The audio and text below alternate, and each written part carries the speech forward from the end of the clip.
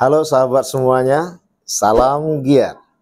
Berjumpa di channel al.andawi.andi. Jangan lupa klik tombol subscribe dan nyalakan loncengnya ya. Terima kasih. Assalamualaikum warahmatullahi wabarakatuh. Salam giat. Berjumpa kembali bersama channel al.andawi.andi. Channel yang berisikan konten penelitian ilmiah. Di situ ada makalah, diskusi, skripsi, tesis, disertasi, juga ada destinasi. Juga seputar ceramah yang juga menggabungkan kajian-kajian tentang penelitian berkehidupan. Saat ini kita berjumpa dengan adik-adik mahasiswa Fakultas Dakwah yang akan melakukan pertanyaan yang juga berhubungan juga dengan penelitian, yang akan meneliti tentang akhlak yang penuh dengan kemuliaan. Oke, silakan kepada siapa yang mau memimpin pertama dalam pertanyaan ini. Dari mana? Saya dari Prodi Manajemen Dakwah. Manajemen dakwah ya, sama semua nih? Sama semester? Semester 1. Oke, silakan. Ustadz, saya ingin bertanya. Kan banyak orang yang bilang bahwasanya tasawuf itu sesat. Apakah betul, Ustadz? Oke. Berbicara tentang tasawuf, kesesatan yang dikembalikan oleh mereka itu ada dua hal. Yang pertama adalah karena mereka tidak tahu.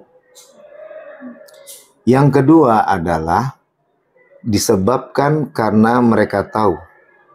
Ini bahasa Usuluddin nih. Yang pertama adalah mereka tidak tahu.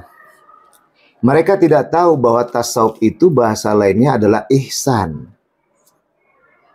Dan ini adalah bagian dari hadis Rasulullah SAW Siqah. Ketika malaikat Jibril alaihissalam menyamar dengan seorang yang musafir, tapi perawakannya tidak terlihat bahwasanya dia adalah seorang musafir karena pakaiannya bersih. Ketika Rasulullah mengadakan pembelajaran waktu itu, Rasulullah di tengah-tengah bagikan batu cincin, kemudian sahabat itu seperti ringnya. Datanglah tadi malaikat yang menjadi musafir, langsung berhadapan dengan lututnya, kemudian berjumpa dan memegang paha Rasulullah dan bertanya, kabarkan kepadaku apa itu iman, apa itu Islam, apa itu ihsan.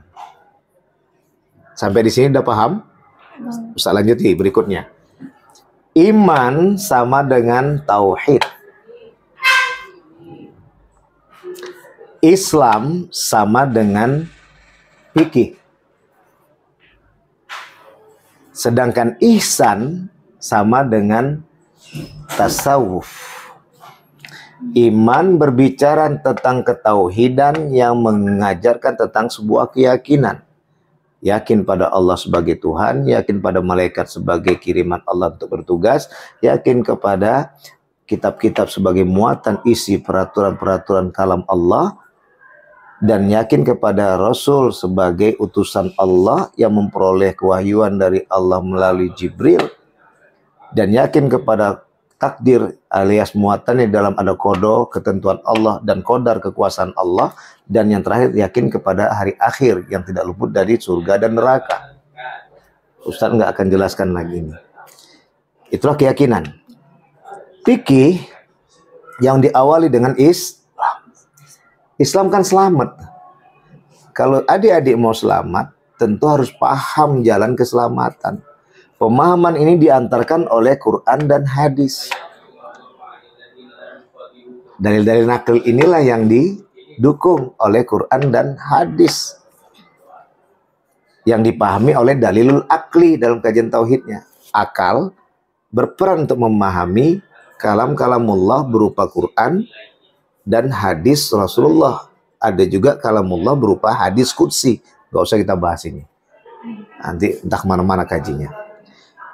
Maka fikih inilah paham yang mengantarkan kepada keselamatan. Contoh ini Ustaz kasih tahu. Tauhid tadi ya. Iman tauhid. Semua milik Allah. Langit bumi ini milik Allah. Ada Bapak A mengatakan, ini kan ciptaan Allah. Lalu tengok ada rambutan, kira-kira jarak 5 meter dari rumahnya. dia jolok rambutan tadi. Rupanya rambutan tadi punya Pak B. Ditegur anaknya, kenapa ayah jolok rambutan orang? Ini kan rambutan milik Allah. Kajian tauhidnya begitu.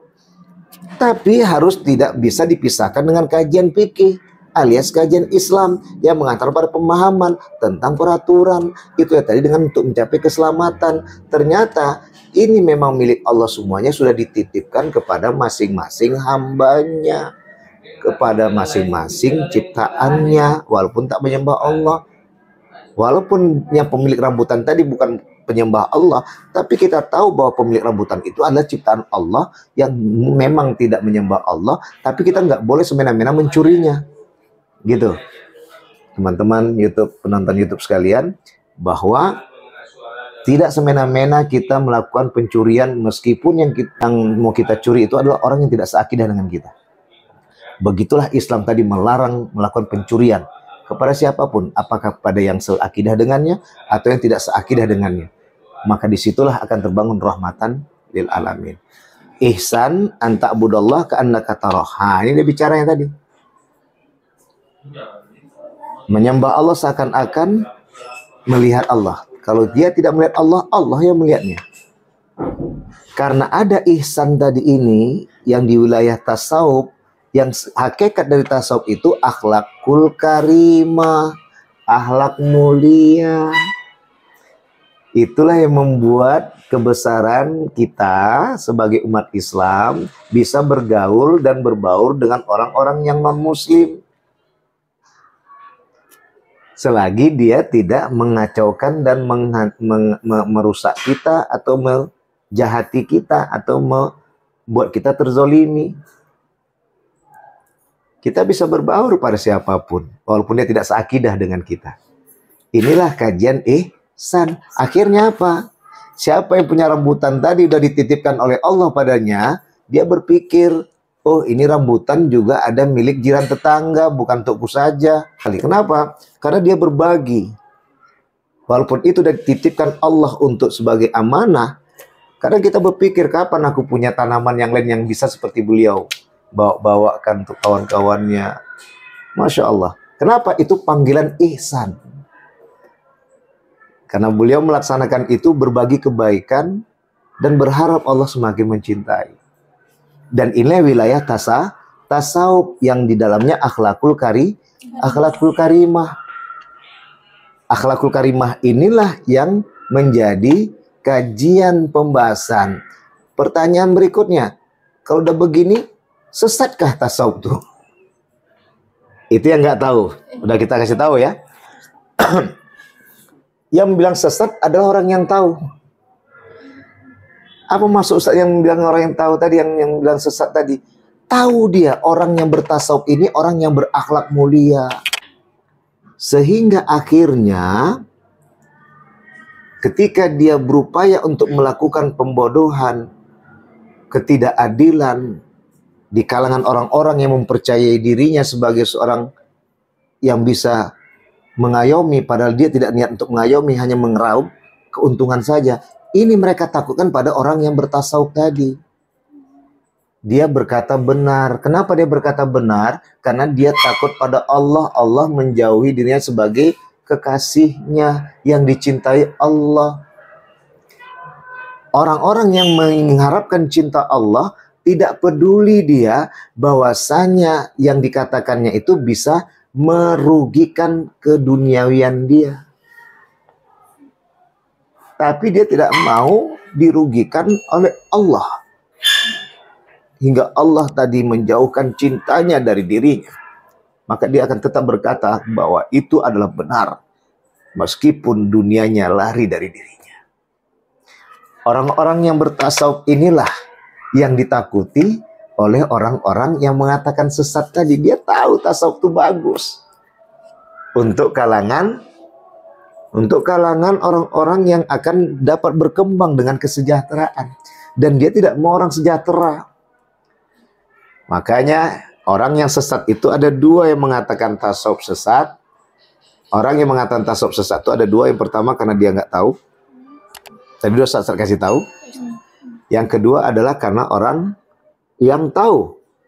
Karena itu bisa penghadang dia untuk bisa membodohi dan mengakal-akali orang-orang yang akan diambil keuntungan dari mereka yang diakal-akalinya.